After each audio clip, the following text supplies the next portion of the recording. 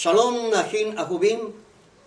Una vez más bendecimos al Eterno porque nos da la oportunidad de poder compartir las enseñanzas de nuestra Sagrada Torah. Esta semana entramos en el conocimiento del Sefer Vayikra.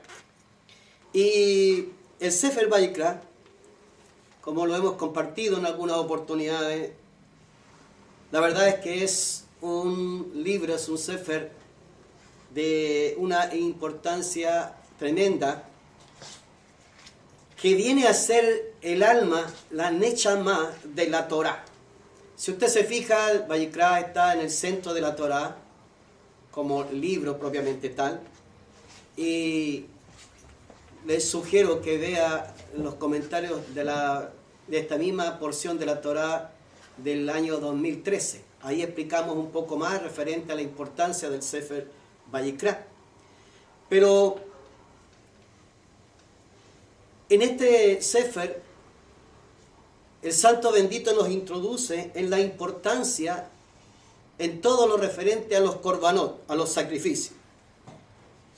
Y el título del mismo libro, que nos dice Vayikra el Moshe, Vaidaber Adonai elav me ojel moed lemor, y llamó el Eterno a Moshe desde el tabernáculo de reunión diciendo.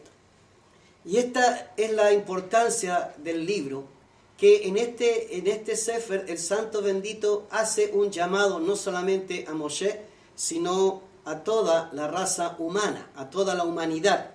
Un llamado para acercarse a Él, para alcanzar esa intimidad con el Creador, aquella que se rompió cuando el hombre desobedeció en el Gan Edén y que lamentablemente produjo esa ruptura entre el Creador y el hombre, y que por cierto desde ese momento hasta ahora no nos ha ido muy bien. Pero el Santo Bendito, que es amor y misericordia, Él fue quien ideó la forma, la manera en que el hombre se pueda acercar a Él. Y aquí tenemos nosotros diferentes sacrificios de acercamiento para con relación con nuestro Creador. Este Sefer también es llamado Torah Kohanim, y es así llamado porque en ella está la instrucción para los sacerdotes referente a cada clase de korbanot, cada clase de sacrificio. Recuerde usted que hay diferentes tipos de sacrificio conforme las circunstancias. Entonces aquí nosotros tenemos la instrucción para acercarnos al Santo Bendito, y como decíamos, y esto nos enseña que para acercarnos a Él, no podemos acercarnos conforme nuestra manera, conforme pensamos, creemos o se nos ocurre, sino la manera en que el Eterno lo ha establecido. Como nos decía la última porción de la Torá, del Sefer Shemot, que todo se hizo conforme a lo que el Eterno ordenó, y de esa forma fue que la Shejinah del Santo Bendito se hizo presente en el Mishkan. De manera entonces que el Eterno nos enseña que Él quiere que el hombre se acerque, pero que se acerque de la manera que Él lo establece. Ahora bien, si consideramos, amados hermanos, que antes de que ocurriese el pecado del Het Haegel, nuestros patriarcas, ellos ofrecieron sacrificios al Santo Bendito en altares que ellos mismos levantaron, y que todavía no existía el Mishkan, la tienda de reunión o el tabernáculo. Pero ellos ya sabían que para acercarse al Eterno había que hacerlo a través de un sacrificio. De manera que después de Het Haegel comienzan entonces la instrucción para el tabernáculo, y todas las instrucciones que el Eterno nos da en ella, por supuesto todo es tremendamente interesante, súper interesante, y que el Eterno tuvo el cuidado de instruir a su siervo para que se hiciera todo como Él lo había ordenado y diseñado. Todo esto es muy, muy interesante. Pero, el propósito del tabernáculo sería el tema de los korbanot, los sacrificios. Vale decir que toda la tienda no habría tenido razón de ser. Habría sido una tienda hermosa, preciosa, muy cara, maravillosa, pero sin los sacrificios en ella no habría servido para los propósitos establecidos. De manera entonces que a través del Mishkan y a través ahora del medio del acercamiento que son los sacrificios, los korbanot, es que vamos a tener ahora esa posibilidad de alcanzar el perdón, la restauración y el acercamiento para con nuestro Creador. Pero yo quisiera en esta oportunidad considerar lo que nos dice el capítulo 4 de Vayikra, en el verso 3, que nos dice: In akon hamashiach yeheta le ashmat ha'am beikrib al hatato asher hata par ben bakar tamim la Adonai yehata. Que es, si el sacerdote ungido pecare según el pecado del pueblo, ofrecerá al Eterno por su pecado que habrá cometido un becerro sin defecto para expiación. Y aquí tenemos la primera alusión en la Torá referente al Cohen HaMashiach, al sacerdote ungido. Y llama la atención lo que la Torá nos dice referente al Cohen, en que si el Cohen, el Agadol, o el Cohen HaMashiach, en este caso, pecare según el pecado del pueblo. ¿Y cuál es el pecado del pueblo? Porque no está muy claro aquí cuál es el pecado del pueblo. Dice que él ofrecerá al Eterno por su pecado que habrá cometido en relación al pueblo un becerro sin defecto para expiación. No hay lugar a duda que hay muchas instrucciones, enseñanza referente a lo que nos está diciendo el texto en este momento, según el pecado del pueblo. Explicaciones tenemos muchas, pero de buenas a primeras, lo que me interesa a mí establecer acá es que este pecado del pueblo son los pecados por yerro e ignorancia que el pueblo comete, y que como el Cohen Agadol o el Cohen HaMashiach, en este caso, él lleva sobre los hombros el pecado del pueblo, entonces él tiene que ofrecer sacrificio por este tipo de transgresión comunal, que no porque se ignore o se hierre al respecto, se deja de cometer pecado. Ahora bien, en este caso, la figura del Cohen HaMashiach, por supuesto, es una figura mesiánica, y que para nosotros los creyentes en Yeshua HaMashiach, que yo quiero recordarle a los hermanos y a los amigos que nos visitan, que este es un sitio mesiánico. Nosotros somos creyentes en Yeshua. Nosotros creemos que Yeshua es el Mashiach y es el Redentor, no solo de Israel, sino de toda la humanidad. En eso creemos. Esa es nuestra fe. Bendito sea el Eterno. Ahora, vemos ahora aquí algo tremendamente interesante y que vamos, por supuesto, a consultar las Escrituras al respecto. Yeshua no solo es el Corbán sino también el Cohen Agadol. Pero ¿cómo es que Yeshua viene a ser el Cohen Agadol si él viene de una tribu que no es la tribu de Leví, y a la tribu de Leví se les confió el sacerdocio? Primeramente, me gustaría citar lo que nos dice el Salmo 110. El Salmo 110, que creemos que es un salmo mesiánico, nos dice primeramente: Adonai dijo a mi Señor, siéntate a mi diestra hasta que ponga a tus enemigos por estrado de tus pies. Adonai enviará desde Sión la vara de su poder. Domina en medio de tus enemigos. Tu pueblo te ofrecerá voluntariamente en el día de tu poder, en la hermosura de la santidad. Desde el seno de la aurora tienes tú el rocío de tu juventud. Juró el Eterno, ponga atención, juró el Eterno y no se arrepentirá. Tú eres sacerdote para siempre, según el orden de Malquisedec.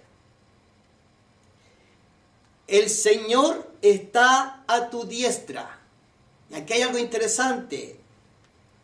El Señor está a tu diestra.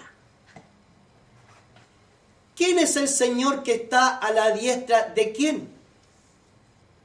Podríamos decir que este Señor, y algunos así lo explican, es David Amelech. Pero si también recordamos, la Torá también de alguna manera nos hace ver que David Amelech también es sombra mesiánica. Pero ¿podrá ser que en realidad este es David Amelech? Porque de la persona que aquí estamos hablando se le ofrece un sacerdocio. Y David Amelech, él no fue sacerdote. Entonces, ¿de quién está hablando aquí las Escrituras? Fíjese, Adonai dijo a mi Señor, siéntate a mi diestra. Una vez más, ¿quién es este Señor? ¿Podrá ser David Amelech? Este es un salmo de David. Si fuese David Amelech, entonces David está profetizando de sí mismo, de él mismo. De manera que reflexionemos sobre lo que nos está diciendo aquí la Escritura. Está claro, la Escritura dice, salmo de David. Mismor de David. Y es David quien está profetizando todo esto y hablando de este Señor. Bendito sea el Eterno. Le tengo algo más al respecto. Yeshua, nuestro santo y bendito Mashiach, él, conversando con sus discípulos y enseñándoles la Torah, les hace una pregunta. Mateo 22, 43 en adelante. Él les dijo, Yeshua, 42, diciendo, ¿qué pensáis del Mashiach? ¿De quién es hijo? Le dijeron, de David. Él les dijo, pues ¿cómo David en el Ruach HaKodesh le llama Adón, Señor? Diciendo, ponga atención, diciendo, dijo el Señor a mi Señor. Lo que estamos leyendo del Salmo 110. Siéntate a mi derecha hasta que ponga a tus enemigos por estrado de tus pies. Pues si David le llama Señor, como es su hijo, y nadie le podía responder palabra, ni osó alguno desde aquel día preguntarle más. ¿Qué le parece? Entonces, no es el tema, pero se debe entender en el contexto preciso cuando nos referimos al Mashiach como el Ben David, que es simplemente por la descendencia natural. Pero este Mashiach, el Mashiach bíblico, es hijo del Santo bendito, hijo del Eterno. ¿Y qué estamos viendo acá? Estamos viendo en el verso 4 que dice: juró el Eterno y no se arrepentirá, tú eres sacerdote para siempre, según el orden de Melquisedec. Le está diciendo el Eterno a esta persona que él le está invitando a sentarse a su diestra. De manera que aquí tenemos una enseñanza de nuestra Sagrada Torá que por supuesto debemos de darnos el tiempo y pedir al Santo bendito que nos bendiga con su jochmah, con su sabiduría, y que nos dé entendimiento para poder comprender lo que las Escrituras nos están enseñando.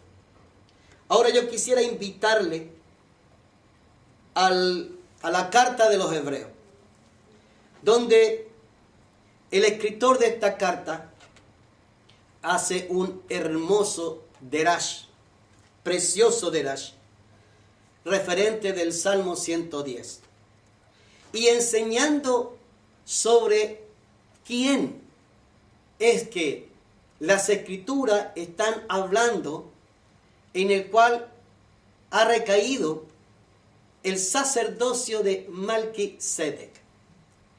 Quiero invitarle al capítulo 7 de Hebreo, pero vamos a comenzar leyendo, y yo le pido a usted, le sugiero a usted que lea el capítulo completo, y no solo el capítulo, sino toda la enseñanza al respecto. Vamos a comenzar del verso 11 y llegar donde queremos llegar.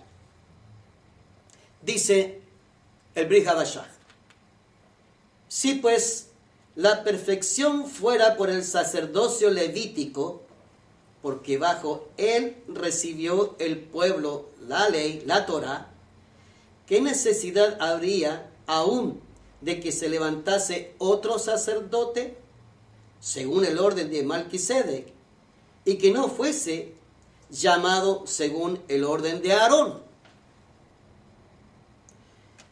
Fíjese que en el capítulo 5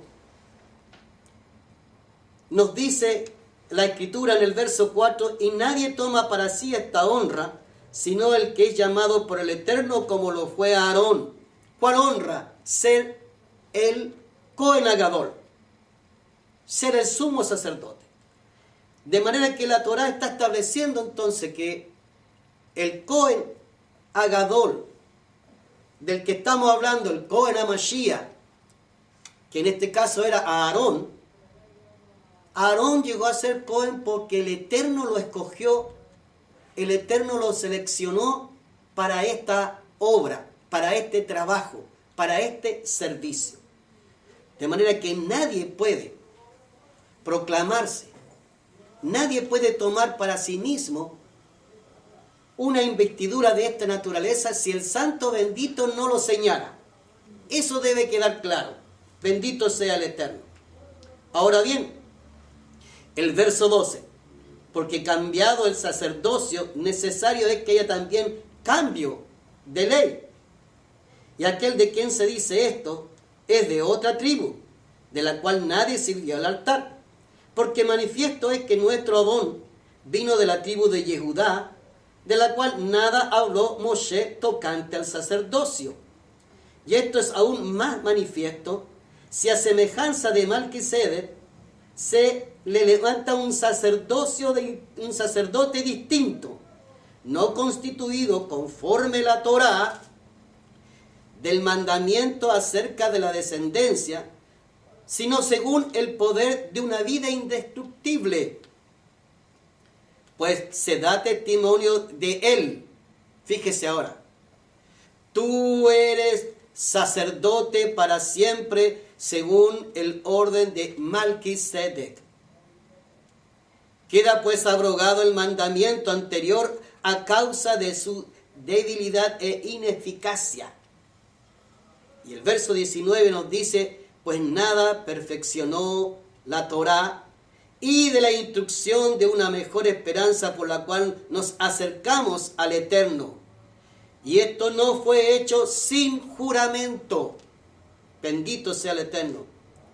Porque los otros ciertamente sin juramento fueron hechos sacerdotes, pero este, con el juramento del que le dijo, juró el Eterno y no se arrepentirá, tú eres sacerdote para siempre según el orden de Malquisedec. Por tanto, Yeshua es hecho fiador de un mejor pacto, y los otros sacerdotes llegaron a ser muchos, debido a que por la muerte no podían continuar. Mas este, por cuanto permanece para siempre, tiene un sacerdocio inmutable, por lo cual puede también salvar perpetuamente a los que por él se acercan al Eterno, viviendo siempre para interceder por ellos. Fíjese ahora, porque tal sumo sacerdote nos convenía, santo, inocente, sin mancha, apartado de los pecadores, y hecho más sublime que los cielos, y que no tiene necesidad cada día, como aquellos sumos sacerdotes, de ofrecer primero sacrificios por sus propios pecados y luego por los del pueblo, porque esto lo hizo una vez para siempre, ofreciéndose a sí mismo. Porque la ley constituye sumos sacerdotes a débiles hombres, pero la palabra del juramento posterior a la Torá, al Hijo, hecho perfecto para siempre. Quisiera explicar algunas cosas que son controversiales, que estamos de acuerdo que estos temas no son temas sencillos, pero no por eso, porque no sean sencillos, no nos vamos a atrever a consultar las Escrituras y a hablar lo que la Escritura nos enseña. Dice, por ejemplo, que